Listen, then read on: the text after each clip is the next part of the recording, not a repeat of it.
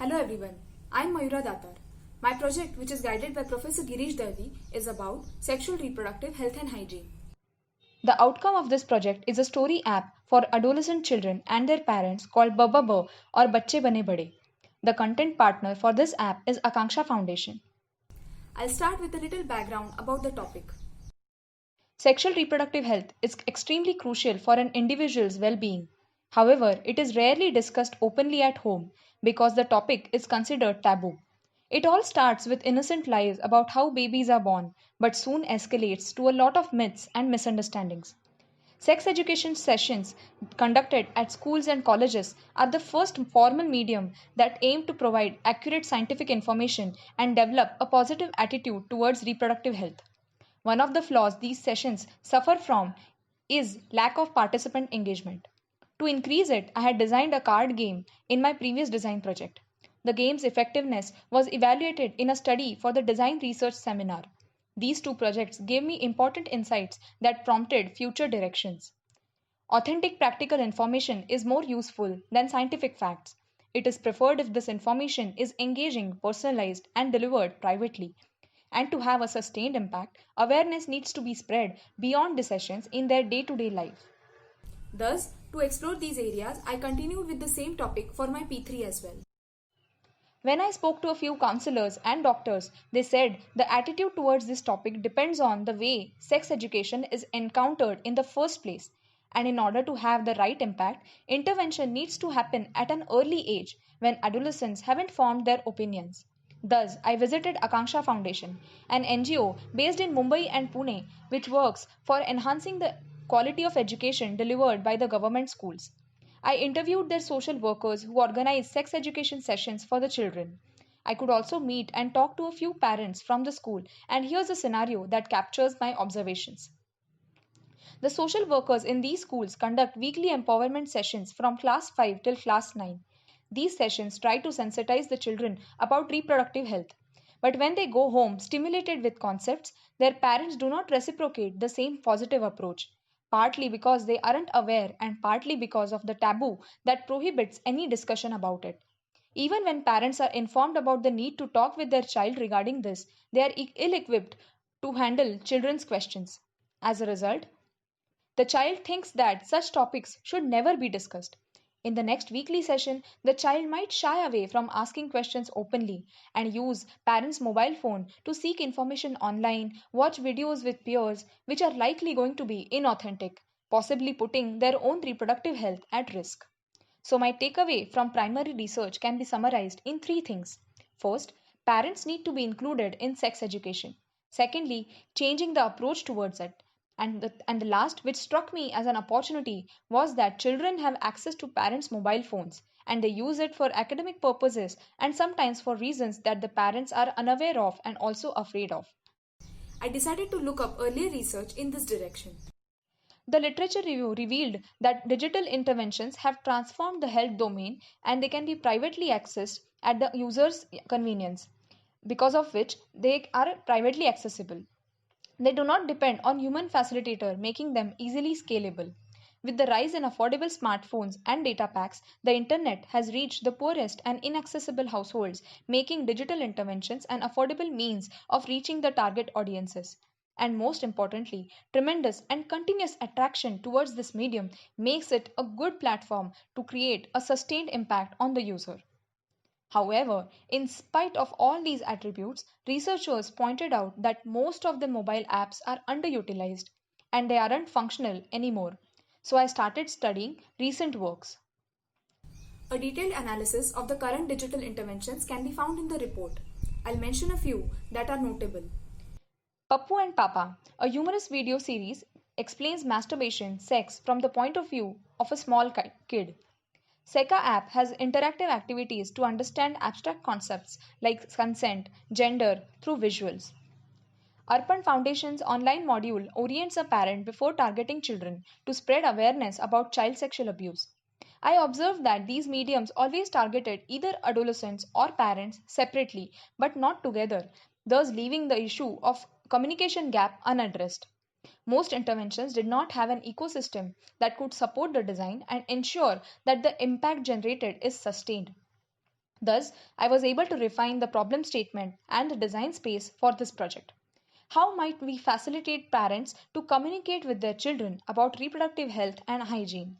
Design would be targeted at class 7 children from Akanksha school and their parents through the medium of mobile phones. The empowerment sessions will act as the scaffolding. Now, what could this design be? I began ideation to shape this information into something that is less educational and more entertaining. It could be a gamified app, like a mixture of Talking Tom and Gentle Hygiene app to reinforce hygienic practices. But such a format might not convey all the required information and could infantilize the topic. After some other ideas, which can be found in the report, I narrowed down to a storytelling approach. Inspired from Journeys, a well rated interactive story app that I had come across in my secondary research. The stories in the app are unrealistic and illusory, which might be the reason behind its popularity. But the craft of storytelling was equally entertaining. So I thought of using the same trend for sex education, which has always been strictly educative. After fixing my approach, I sat down to derive the content. Out of the 4 topics in 7 Standards Empowerment Manual, the social workers recommended me to start with the topic of puberty. The manual consisted of lesson plans which used a simple language and scientific diagrams.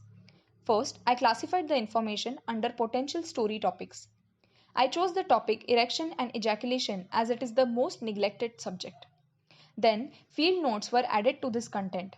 At this point, Akanksha social workers were involved to validate the facts and ensure that the dramatization does not compromise the accuracy of content. In the second step, I wrote down all the dilemmas encountered by a boy who experiences erection. Should he wash his penis? Should he tell his friend about the erection? Should he believe what his friend says? Which information should be trusted? And all other questions. I followed the 3 act structure of storytelling to maintain consistency across all stories. The main character would face a conflict in the scenario stage, which would be relatable and common on any regular day. Next, in the escalation stage, the conflict is aggravated due to myths or by trusting misinformation. The last conclusion stage busts the myths and provides simple tips to maintain reproductive hygiene. Throughout the story, the user is asked to make decisions for the character. A straightforward narrative that covers all the aspects of the topic would have been an easier approach. But because of the branching structure, the user is involved in the creation of the story, which makes the experience more memorable and valuable. The user might interact with the same story again to see the alternate scenarios. Social workers provided feedback to make the story relatable for Akanksha children. Like, what kind of myths are there? Is there even a doctor in the school to address all these questions? After the content was finalized, I precisely crafted the lines so that they fit in the prototype's dialog boxes. 3 such stories were created and storyboarded. The visual representation was as important as the content.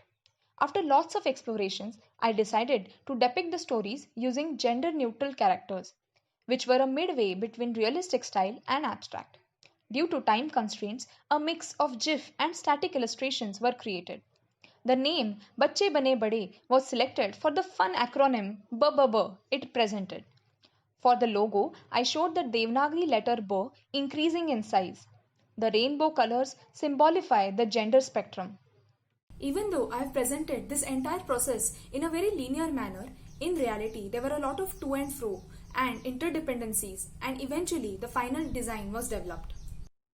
Bababa's information architecture also kept growing with developing strategies. The stories were definitely the main focus, but as it was supposed to facilitate the parents, I added other features like contact us, frequently asked questions, report inappropriate content, etc.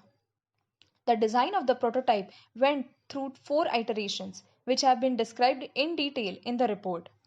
Based on user feedback and expert opinions, there were a lot of changes in the layout, storylines, and treatment until we reach the final version. Let us understand the positioning of this application through the earlier scenario. This time, at the end of the weekly session, the social worker introduces Baba to the children and tells them to see the new story on their parents' mobile phones. The story addresses the topic discussed in the session.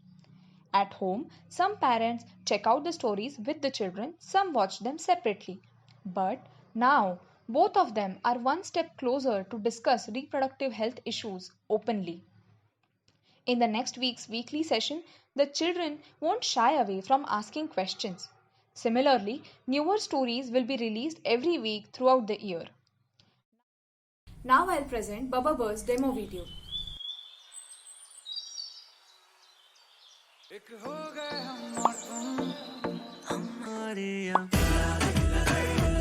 Advanced. इसका soft cover they zero irritation. Taste the flavor of love.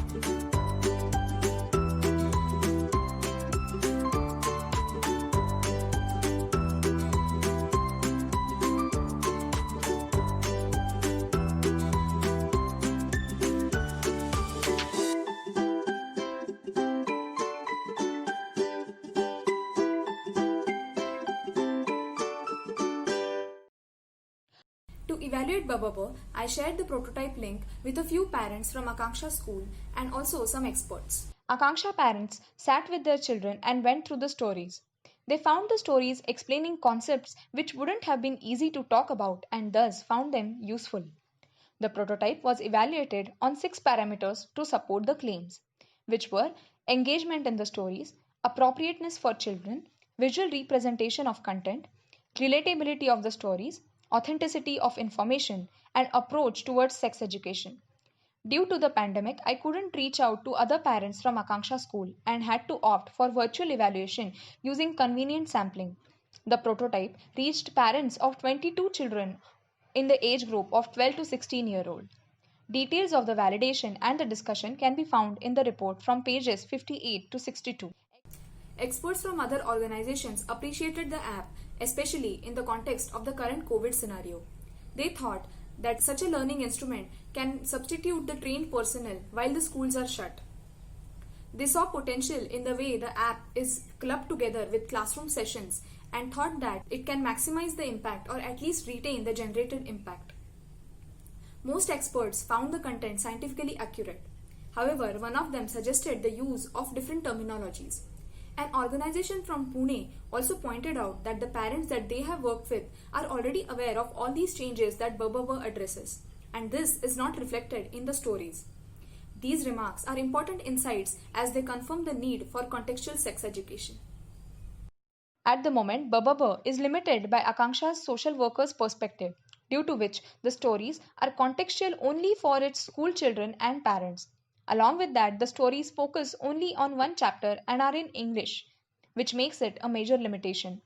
Although the branching out options cover basic context, they haven't addressed exceptional scenarios in which medical attention might be required. Thus, Bababur needs to be accompanied with some form of scaffolding like the Akanksha schools. It does not claim to substitute health provider services in any way. However, a product should be prepared for any use case. In future scope, Bababur should go beyond the binary gender identities and cover the entire gender spectrum. Psychological and social changes in puberty is a crucial aspect of reproductive health, which remains to be unexplored. Partnerships with more NGOs and curating stories from their context can be an interesting project to work on as well. Such projects can collectively make Bababur a universal app for all age groups and all locations. Children and parents reading about reproductive health in such an entertaining manner might change the way the next generation thinks about it. And hopefully, when a child asks how babies are born, a parent won't lie and invent stories about it. Thank you.